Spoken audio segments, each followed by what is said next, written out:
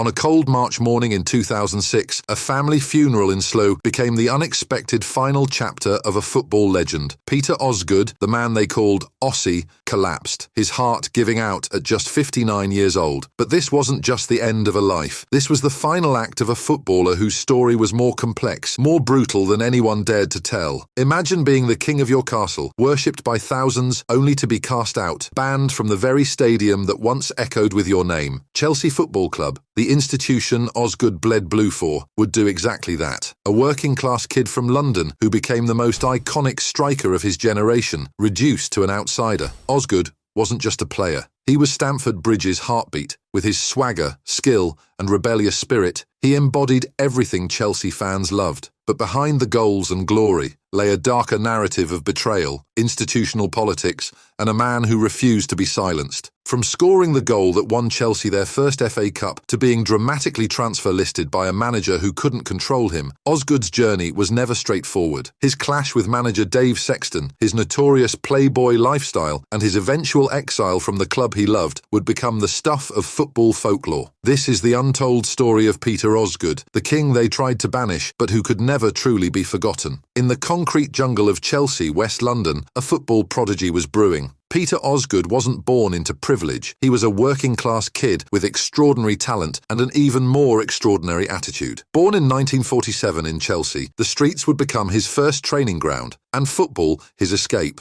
Chelsea signed Osgood as a teenager in 1964, but he wasn't an instant success. His early years were marked by a rebellious streak that would define his entire career. Tommy Docherty, Chelsea's manager at the time, saw something special. Where others saw a troublemaker, Docherty recognised raw talent waiting to be unleashed. In 1965, Osgood made his first team debut, a moment that would change Chelsea football forever. Standing at 6 feet tall, with a grace that belied his muscular frame, he wasn't just a striker. He was an artist with the ball, capable of moments of pure magic that would leave fans and defenders speechless. His breakthrough came in the 1969-70 season. The FA Cup final against Leeds United would become his defining moment. With Chelsea trailing 1-0, Osgood did the unthinkable. He leaped, hung in the air like time had stopped, and scored an equalising goal that would be replayed for generations. Chelsea won that match 2-1. And Ossie became a legend. Nicknamed the Prince of Stamford Bridge, Osgood wasn't just scoring goals, he was making statements. His playing style was a middle finger to conventional football.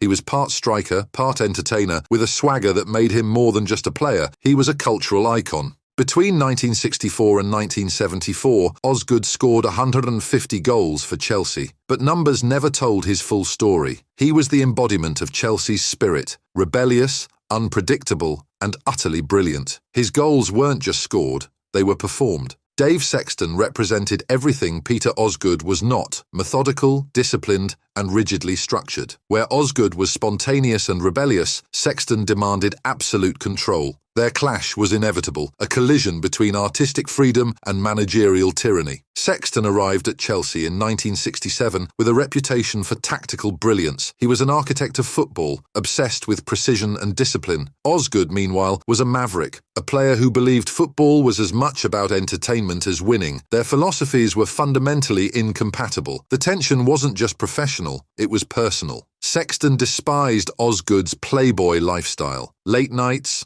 social scenes, and a reputation for enjoying life beyond football became weapons Sexton would use against him. Training sessions became battlegrounds. Where other players might conform, Osgood pushed back. "I'm not a robot," Osgood reportedly told teammates. "Football's an art, not a military drill." Sexton's management style was ruthless. He began systematically marginalising Osgood, reducing his playing time, criticising his approach in team meetings. The psychological warfare was deliberate, designed to break Osgood's spirit and force compliance. The breaking point came in 1974. Sexton transfer listed Osgood, sending shockwaves through Chelsea. Fans were stunned. How could the club's most iconic player be cast aside? Southampton swooped in, signing Osgood and removing him from the club that had been his home. The transfer wasn't just a professional move, it was a personal betrayal. Osgood went from being Chelsea's prince to an exile, all because he refused to be controlled. His teammates were divided.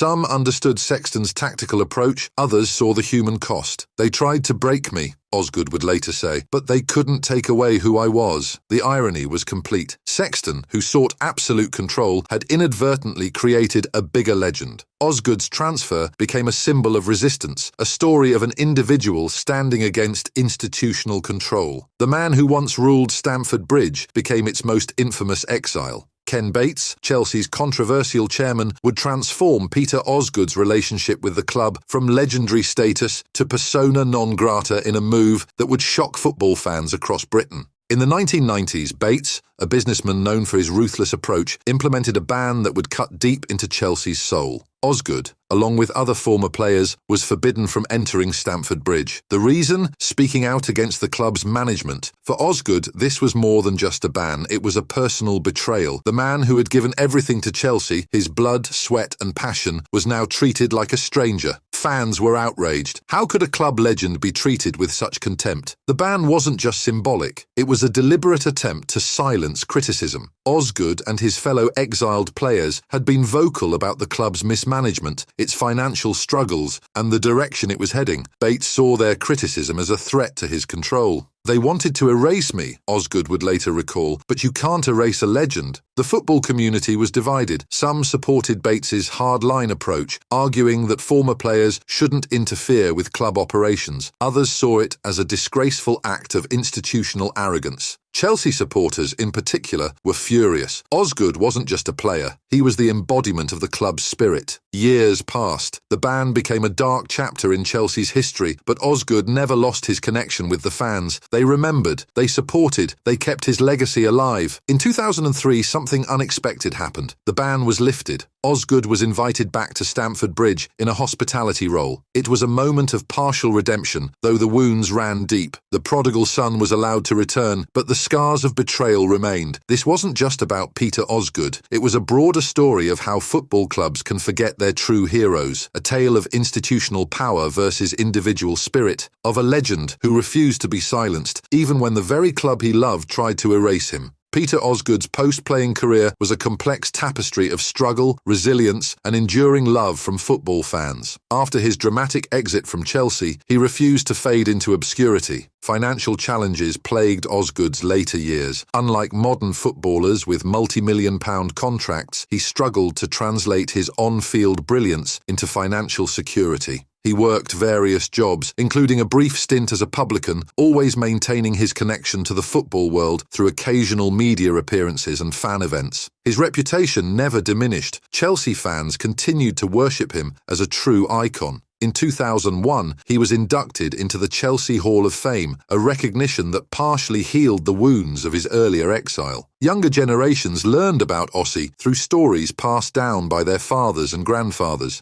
Despite the hardships, Osgood maintained his legendary status. He became a symbol of authenticity in an increasingly commercialized sport. His rebellious spirit resonated with fans who saw him as more than just a footballer. He was a working-class hero who refused to be controlled. The cruel irony of his death shocked the football world. On March 1, 2006, Osgood suffered a fatal heart attack while attending a family funeral in Slough. He was just 59 years old. The timing felt particularly tragic. A man who had fought so hard to maintain his dignity, taken so suddenly. Chelsea's response was telling. The club that had once banned him now mourned him as a legend. Thousands of fans attended memorial services wearing blue in tribute. His legacy was finally fully recognised. In death, Peter Osgood became more than a footballer. He became a symbol of resistance, of authenticity, of the enduring spirit of a true sporting icon, the boy from Chelsea who became its greatest son. Peter Osgood was never just a footballer, he was a rebellion, a living, breathing testament to the idea that true greatness cannot be controlled, managed, or erased. His story transcends the boundaries of sport. It's a narrative about institutional power, individual spirit, and the eternal struggle between conformity and authenticity.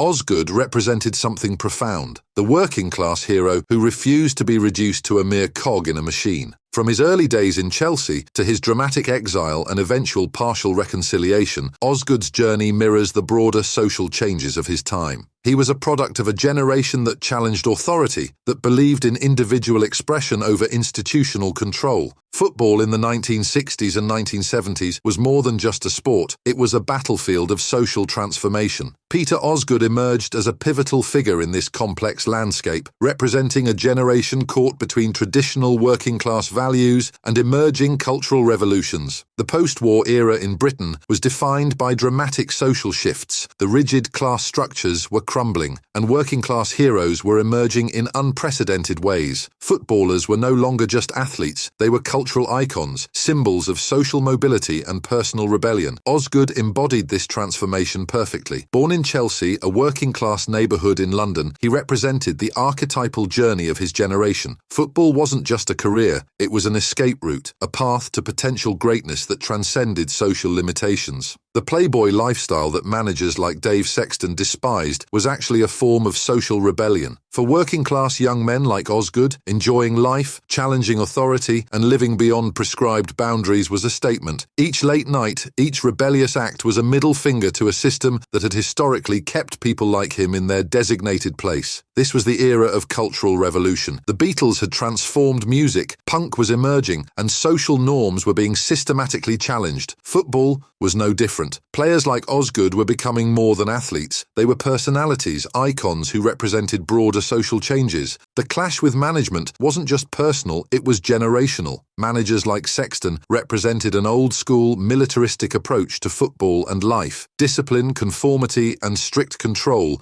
were their mantras. Osgood and his contemporaries represented something entirely different: individual expression, spontaneity, and a rejection of rigid hierarchies. Chelsea Football Club, during this period, was itself a microcosm of these broader social tensions. An institution struggling between traditional management approaches and the emerging cultural dynamism of the 1960s and 1970s. Osgood's story wasn't unique. Many footballers of his generation faced similar challenges, but his particular blend of extraordinary skill, rebellious spirit, and working-class authenticity made him stand out. He wasn't just challenging football's conventions, he was challenging societal norms. The tragedy of Peter Osgood isn't just about a footballer who was transfer listed or banned. It's about a system that tries to crush creativity, that seeks to standardize human potential. His resistance wasn't just personal, it was political. Every goal he scored, every rule he broke was a statement against a world that demanded uniformity. Chelsea might have tried to erase him, but they failed. His legacy lives on in every fan who remembers his magic, in every young player who understands that football is more than tactics and discipline. It's art, it's rebellion, it's human spirit. When Osgood died in 2006, he didn't just leave behind a footballing legacy, he left a blueprint for authenticity.